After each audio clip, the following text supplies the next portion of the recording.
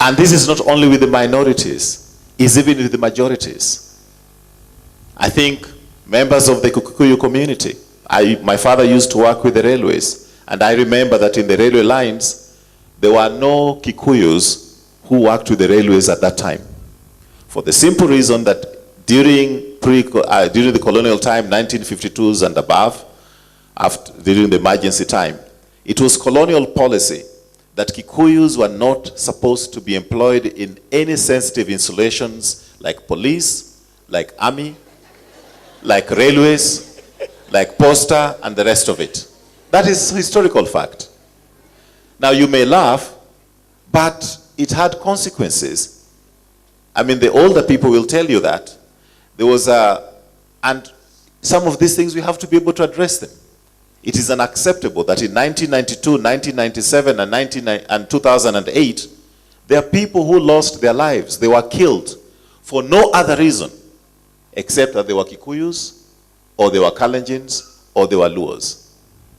We must be able to have a Kenya in which nobody is killed just because they belong to a certain tribe. Yes. So that is the number one. The second one would be the economy. We must put systems in place for an industrial takeoff by applying the right strategy, the right measures to make sure that we create industries and we create an environment in which young people can have hope, can have jobs, can have means of living in dignity.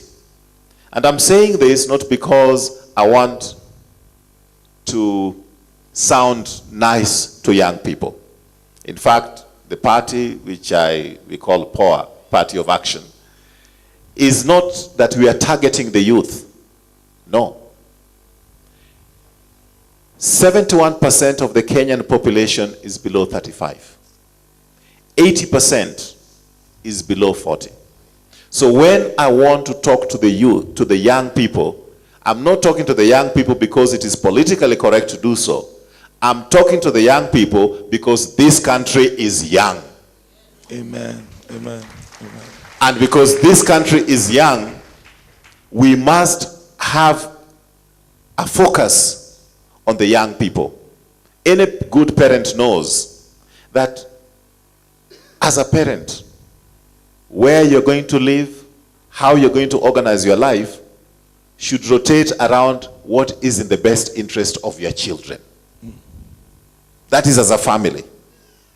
In the same way, as a country, we must reorganize ourselves as to what is in the best interest of our children, of our youth. That is what we must do.